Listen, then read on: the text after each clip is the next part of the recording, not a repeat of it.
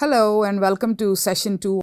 In this module and in this session, we'll be looking at what are the different strategies that we need to adopt and what are the things that we need to implement and work when we work with young sports persons and young athletes. So in this session outline, we'll be looking at the strategies, we have an exercise, and then we'll also be doing a quick recap. So what is that we want to explain, and what are the strategies that we think that we should be emphasizing when we work with young athletes? Today, children are getting into sport at a very young age. And in some sports, children at the age of even 8 or 9 are getting into competitive sports.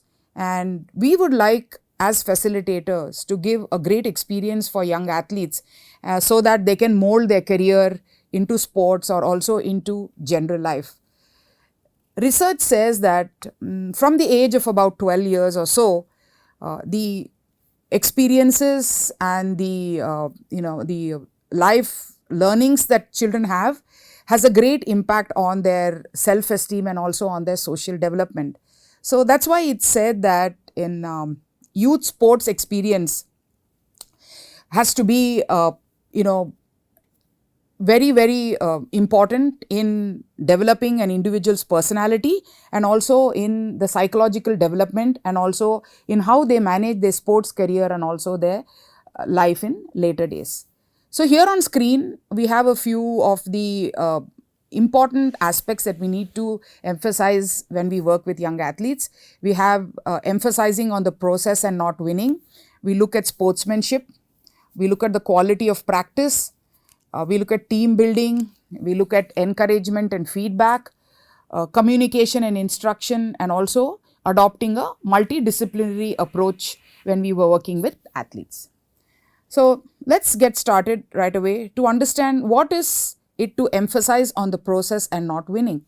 So when we look at the process, when young athletes come into the practice, come into the training to hone their skills, we should look at sincerity and dedication in terms of their practice, being responsible for their practice, working on the fundamental skills, working towards perfecting the skill or mastery of the skills with constant practice, because as it is said, repetition and constant practice is the one that helps us to hone the skills. So basically the process involves all of it, and then working on everything, right? The small techniques, the small minute details that are required in order to perform well. Like, you may be able to score a basket and a young child may be very happy that they scored a basket, but did they do it the right way? Were the basic skills and the techniques done in the right way is something that we need to focus on, and that is what we imply by the process. And it's not about the winning, because winning will happen. Once you are good into your process, you learn your basic, you learn your fundamentals, winning will happen. So, sometimes unknowingly we are emphasizing on the winning aspect to young athletes, and this is sometimes causes confusion to them that, even if they are not skilled enough or not learned the basics well enough, they still have to win. So winning is something that should not be overemphasized when we work with young athletes. Teaching players to win or telling them how they can win is another important concept that we need to work on, right? Like, so, you can't tell young players that I want you to win, right? We have to teach them what is to be done in order to win. Like, so let us take a scenario where, two young school teams are playing, and the two teams are tied, and one of the teams is trailing by about 2 points and there is 1 minute to go. And, you take a charge time out and you have to call the players and tell them what they need in order to make those 2 points equalize and also to go forward. Just telling the players, I want you to win, will not suffice. So that is important. But, even though we are not stressing on winning, competition is also very important, because it's a process of sports, right? You train, you learn, and then you also compete because you want to know where you stand. And here, when we are looking at why competition is important, is because we learn very good skills and we learn how to exhibit sportsmanship, right? How to accept defeat, how to accept failure, how to function when you fail, what can you do if you want to get better, how do you overcome failure. So all these aspects are learned as a part of the process of learning the sport. The second aspect that we work on is sportsmanship. So when we are trying to develop sportsmanship skills in young athletes, we look at three important aspects. Okay, we look at fair play, good sporting behavior, and we look at character. So what is fair play? Okay, so fair play here, we're looking at more from a coach's perspective, where every young athlete or individual is given a fair chance to prove their worthiness or to prove their competitiveness, or to even also exhibit their skills. So young kids get very disheartened and they feel disappointed if they have not given an opportunity. So as a coaches, we have to make sure that all the children at this young age group are given equal chance to play and to experience the feeling of the sport. That's why even in basketball, especially in some of the events, you have the under 13, and in the under 13 basketball tournaments, every child has to minimum play 1 quarter. So this way, they don't go home without experiencing the competitive field, or without experiencing the match. They have something to offer. Then we move on to good sporting behavior.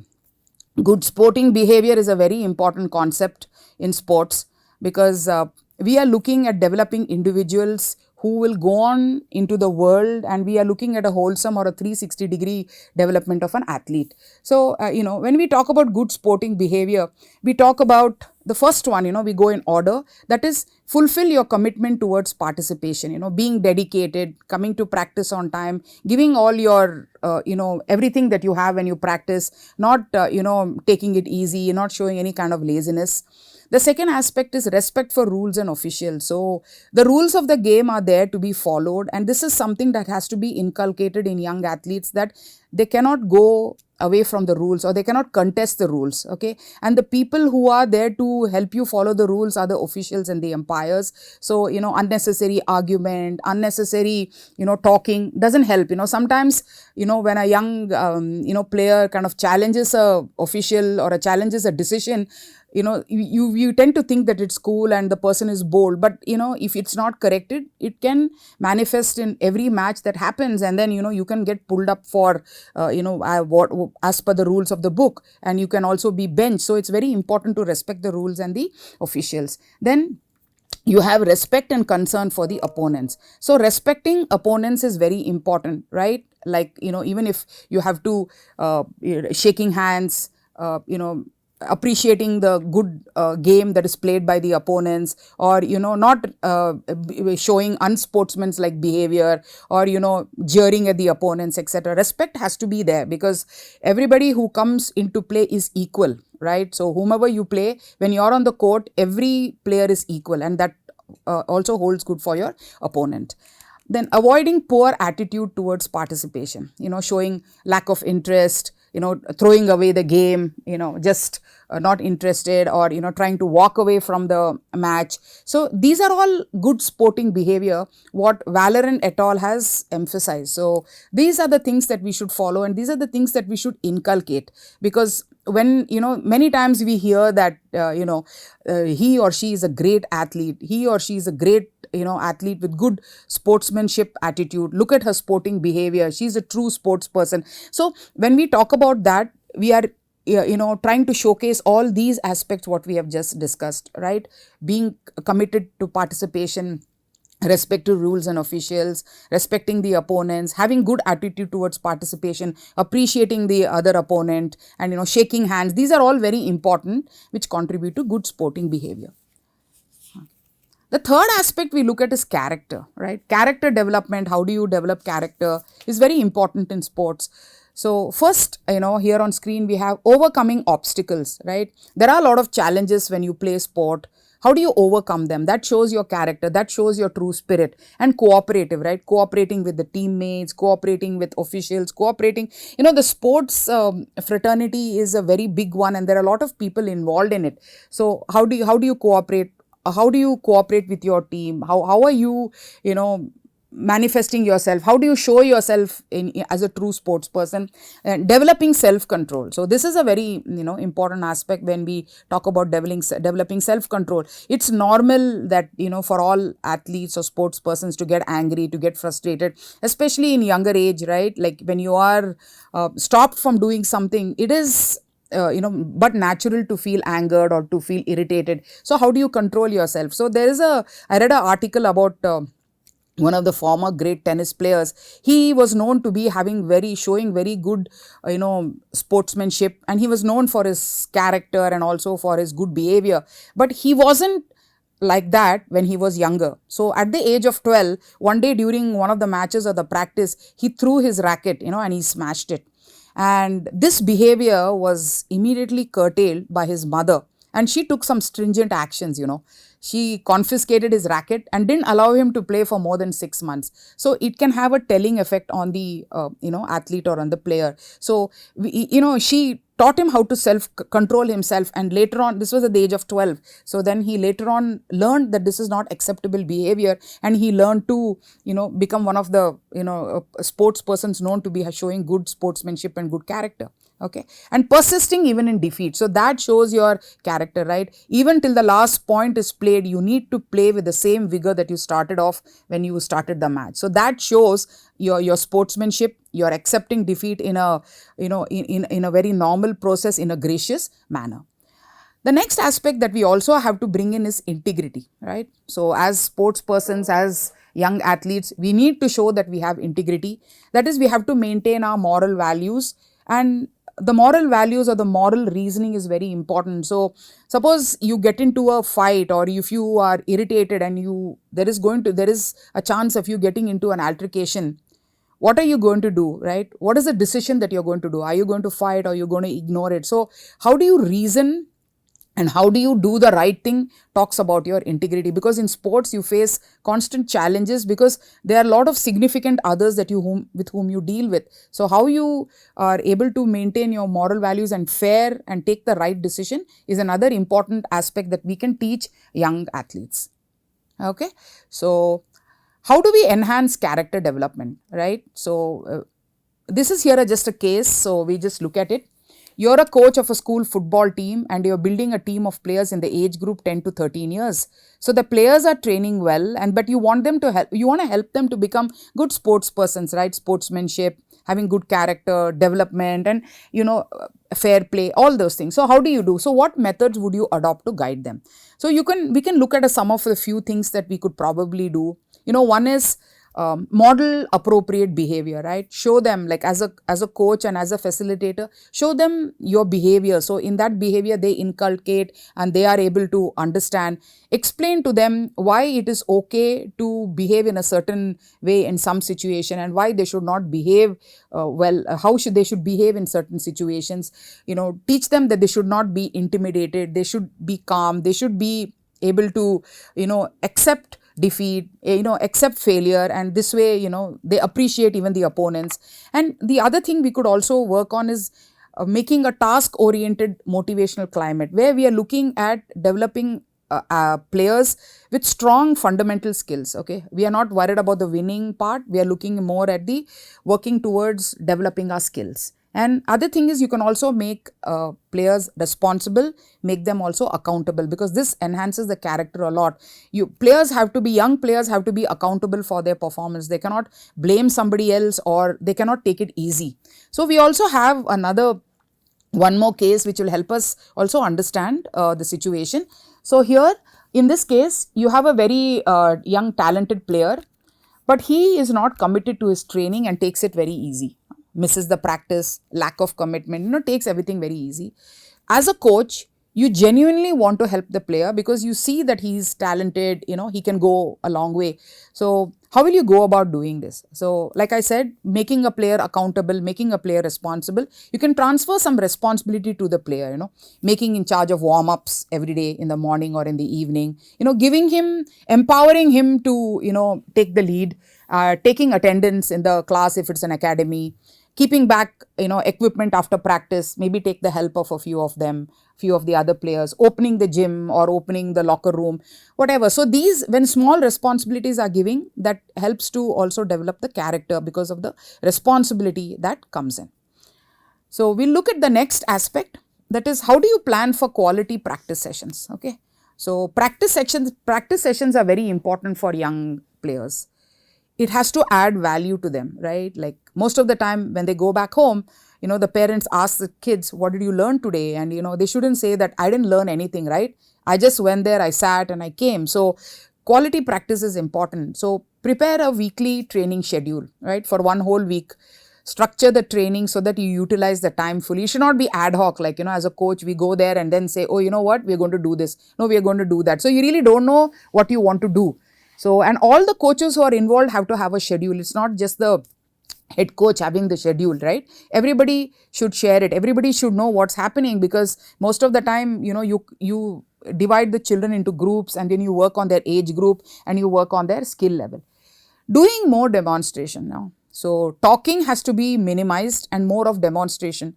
And when we talk about demonstration, right, I recall about one of the legendary basketball coaches, John Wooden. John Wooden was known for his ability to get the best out of the players. He's one of the best coaches, I think, for UCLA. So, in the research study that they have done, it is said that he used demonstration to such an extent that once he showed a particular skill, the children were able to learn it, or at least, get the hang of the skill. So what he did was he demonstrated a particular skill, he watched what the children did, and then he showed them what they did and then did the correction. So demonstration is more important rather than just the chit-chatting and the talking that happens.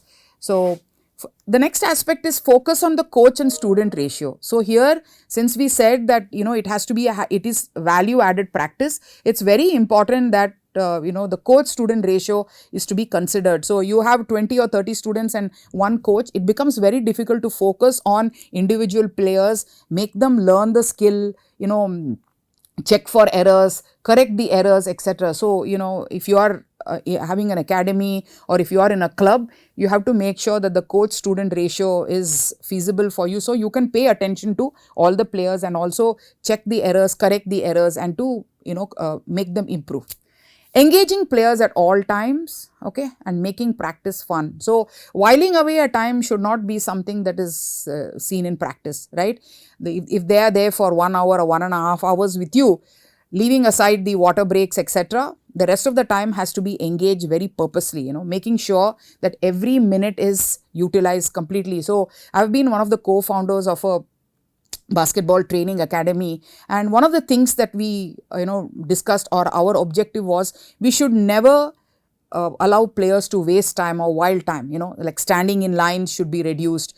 There should be constant activity that is happening, so that the time is utilized completely, and making practice fun, right? Like not mundane, basic skill stuff. You could use some fun, like relay races, or you could do a lot of fun activities, in the particular sport that you are, working on as a coach.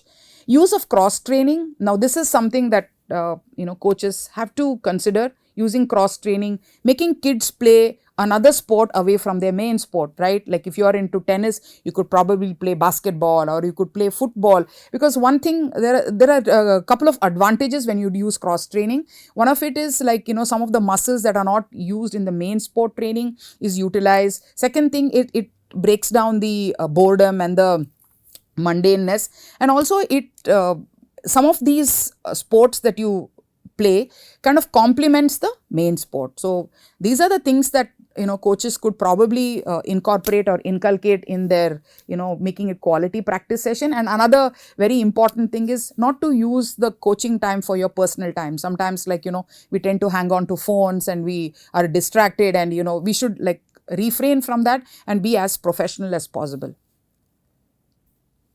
Then we come on to an important concept, that is team building, right? Team building, teamwork. So here we have a definition. It's a process to promote an increased sense of unity and cohesiveness and enable the team to function together more smoothly and more effectively.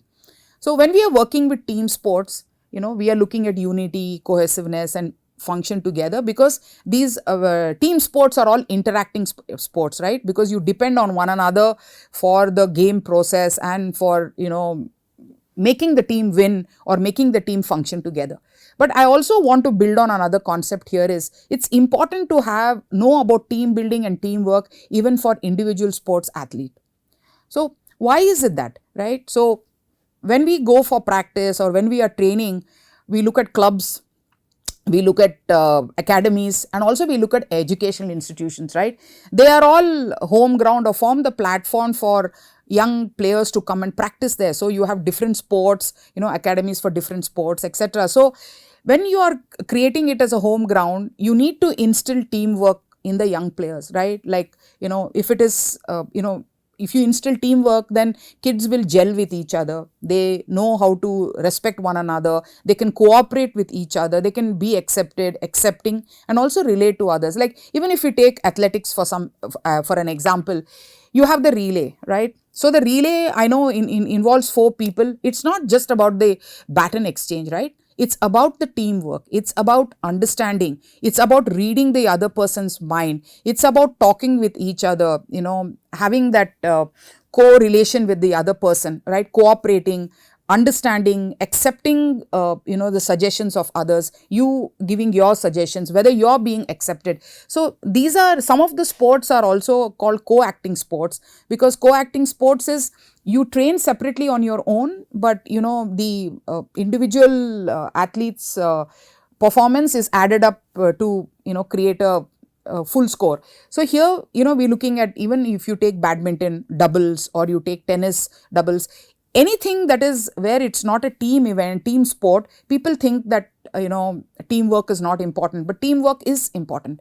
I know, like, a long time back when I was working with one of young badminton players, she told me this, that I asked her, do you have friends, and do you go out with other people and from the badminton fraternity? She said, no. One of my seniors told me that in a sport like badminton, you don't need friends, or in individual sport, you don't need friends, right? So this is something that we need to work on when we work with young athletes, right? Like camaraderie, and learning to work together, gelling with each other is something that is very important. And because working with another person gives us great life skills and helps us to manage oneself even in later life, because as we know, a sportsman career is short lived. So when you move out from the sports career and go into the corporate or into whatever profession that you want to, you have to be working in teams with other people. So this foundation that we give for young athletes about working together, learning to coexist with others, will help them to go a long way in their future careers. Then we look at encouragement and feedback. Okay, so encouragement and feedback is a very important concept, especially in young athletes. It's important for everybody, but in young athletes it's very important because young players bank on the encouragement and feedback, and this is what pushes them for their future success and whether they will continue a particular sport or not. So according to Skinner, a very famous psychologist, he says, students learn without teaching, but teachers arrange special reinforcement, hastening the appearance of behavior that would otherwise be acquired slowly, or making sure of the appearance of behavior that otherwise might never occur. So here we are arranging for that special reinforcement. And when we talk about the reinforcement, we are also looking at rewards, and also we are looking at punishments. So there are 2 types of rewards, okay, that we can have, or 2 types of reinforcement. And that is, one is the positive, and you can also have the negative reinforcement. So if doing something results in good consequences, that you are rewarded, a positive reward, it will be repeated. So if you, like, if your player or a ward gives a great pass and a beautiful pass in basketball, and you tell him, hey, that was a great pass that you gave, he or she is rewarded, and there's a chance that the same kind of a pass will be executed in the next match. Then you come to the negative, or looking at the punishment. If you do something resulting in unpleasant consequences, you are punished and it will not be repeated. So if your player or ward does something like, probably pushing somebody or edging somebody, etc., then if you punish him by making him sit outside, etc., then there is a chance that it will not be repeated. But when we are using reinforcement or rewards and even punishment, we need to consider individual differences, right?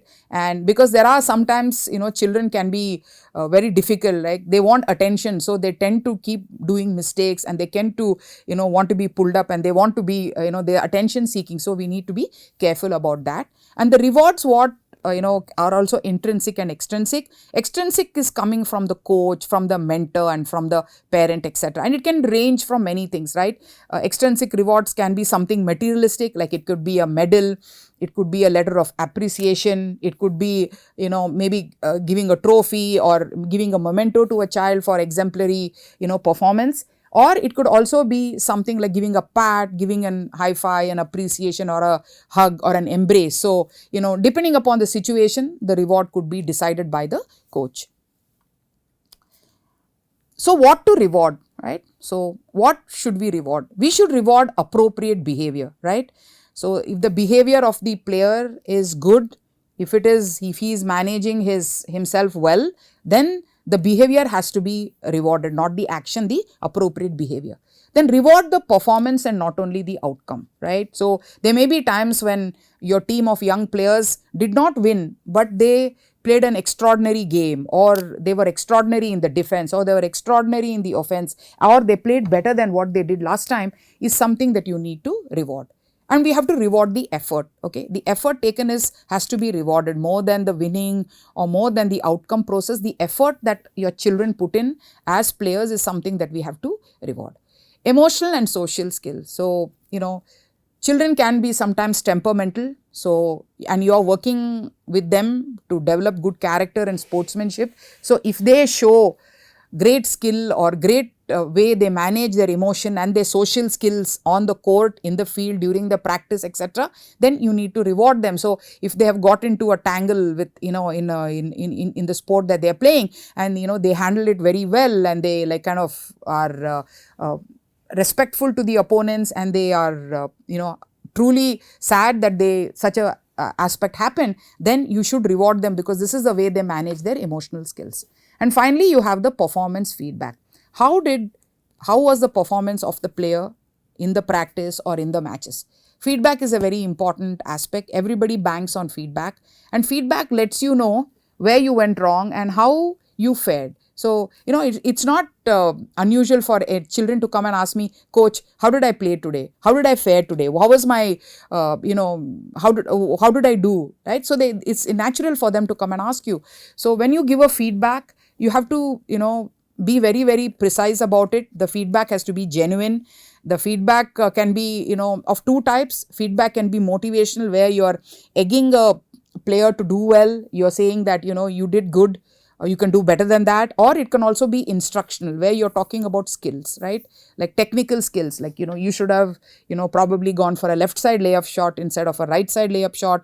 You could have passed the ball. So technical skills all come under the instructional feedback. So feedback is an important component, and children, the future behavior of a player will also depend upon the feedback, right? So good positive feedback has to be given to the players. And we also look at punishments, right? So when we talk about punishments, the punishment is necessary because it's important for the player to know that they made a mistake. So we can probably use certain principles or certain objectives when we give punishment, right? Like we don't punish the player to do any physical activity when they do a mistake. We could probably make them sit out of practice. We should be judicious the way we give the punishment, and the punishment should also be given immediately after the act has been committed or immediately after the behavior. Not like he made a mistake in the morning and then you try to punish him in the evening, because the child will not be able to relate why they are being punished when they haven't done anything wrong. So punishment should be used judiciously, and will not punish them by making them do any kind of physical activity, etc. You punish them for the behavior so that they refrain from doing it the next time. Closely related to feedback is communication and instruction. Okay, so communication is the key to all training, to all coaching, and let's remember that when we are working with young athletes, we get players from different ability to understand, different ability to comprehend. So the way we communicate has a great impact upon the way they can learn. So important to have good communication skills, and also how we instruct them. So during the process of being as a coach, there are times when players and athletes make some kind of a glaring mistake, or they make some errors in their practice. So you want to tell them, like you want to criticize them, but you also don't want them to know that they're being criticized. You need to use a very diplomatic way to communicate to them. So Smith and Small, they have come up with a concept called as a sandwich approach.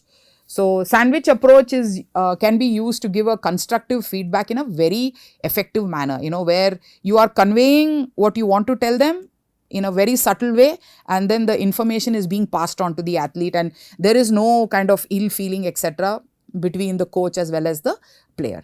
So what is this sandwich approach? Sandwich approach talks about three concepts. First is a positive statement, second one is future oriented instructions, and the third one is a compliment. So when a player has made a mistake, he or she will definitely look that you are going to reprimand them, scold them, or tell them something negative, etc. So the first thing that we have to do is come up with a positive statement. So the positive statement could look like, hey, I know you tried hard, it was not easy. I know that you tried hard. So what happens is, when this positivity comes out from a coach for something that the player did wrong, the player is kind of alert and is ready to accept what's going to come subsequently.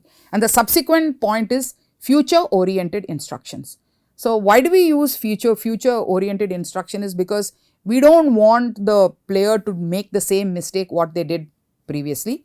And also we are giving them strategies about what they can do so that the mistake is not repeated. Okay. So we take an example of basketball where a player missed a very easy layup shot, right? So the future oriented instructions would be, the next time you're doing it, take a little bit of time. You're already beaten your man. You are in a comfortable position. You are good at your layup shots. So take your time and then, work on your follow through. These kind of instructions can help the player understand that what they need to do in future.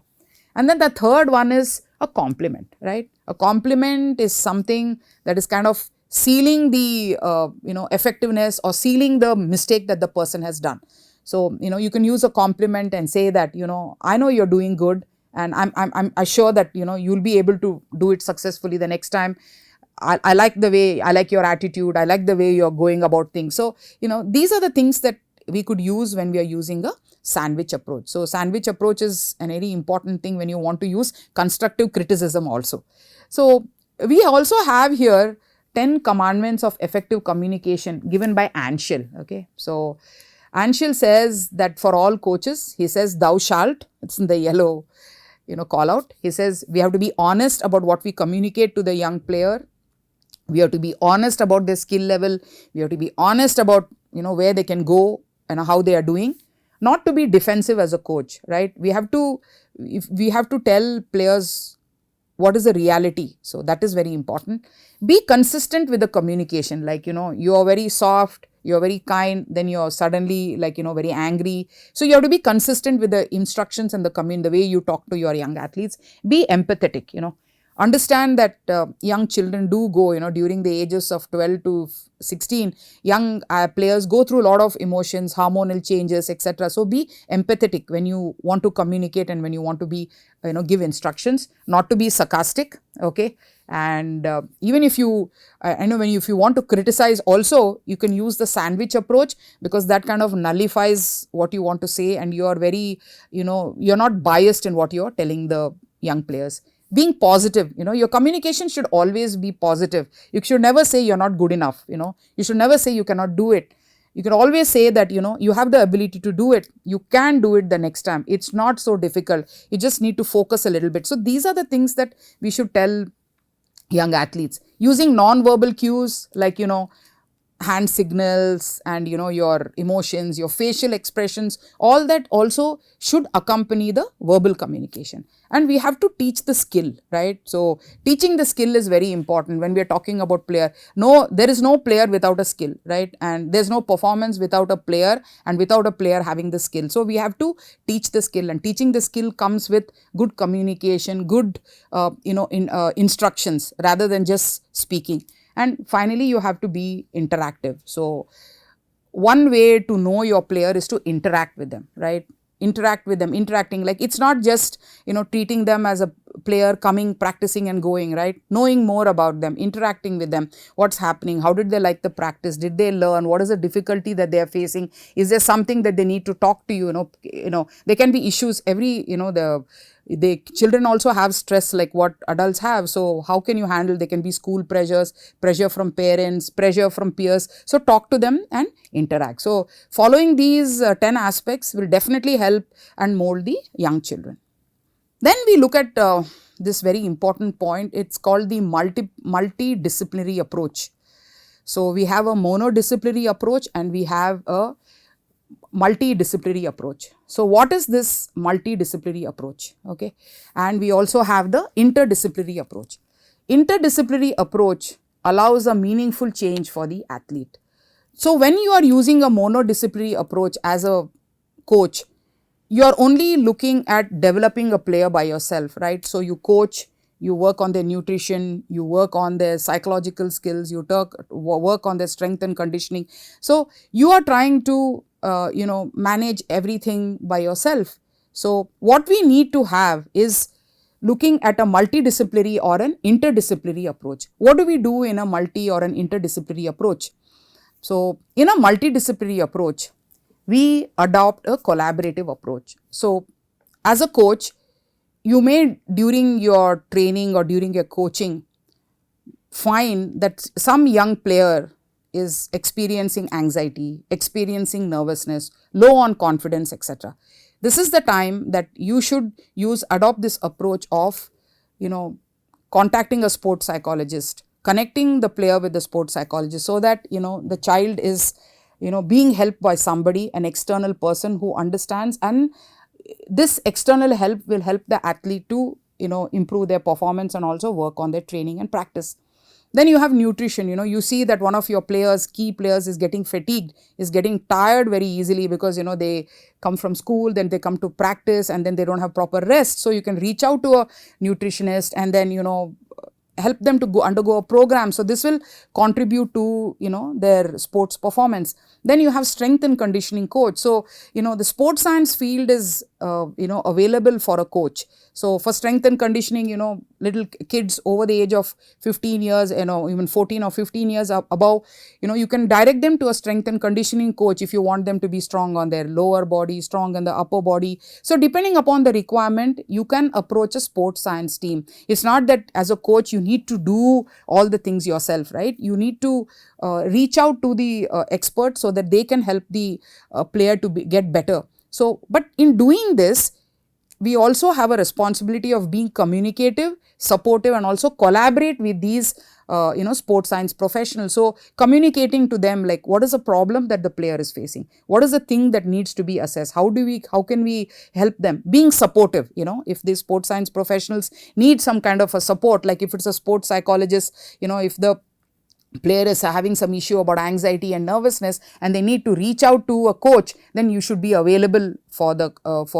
the discussion and collaborating. So collaborating with all the different sports science professionals, because what we are looking at here is the aim is when we look at different disciplines we are looking to help the athlete, right? Together the coach along with the sports science professionals are looking to help the athlete to get better, help them to overcome certain issues and certain problems, because in the long run, if they are left unattended, it can have other serious consequences. And we want young people to be in the sport and also continue in the sport for a longer period of time, because it's always said that sports is for life. So these are some of the things that we need to work on. So finally, we have an exercise here, and we have 4 questions here. The first one is a multiple choice. Respect and concern for opponents is an example of good sporting behavior, quality practice, or teamwork. The second one, reward can be of 2 types. Okay. Third one, use more demonstration than instruction is related to which concept. Fourth one, teach players what is to be done to win. Is it true or false? So we look at the answers here.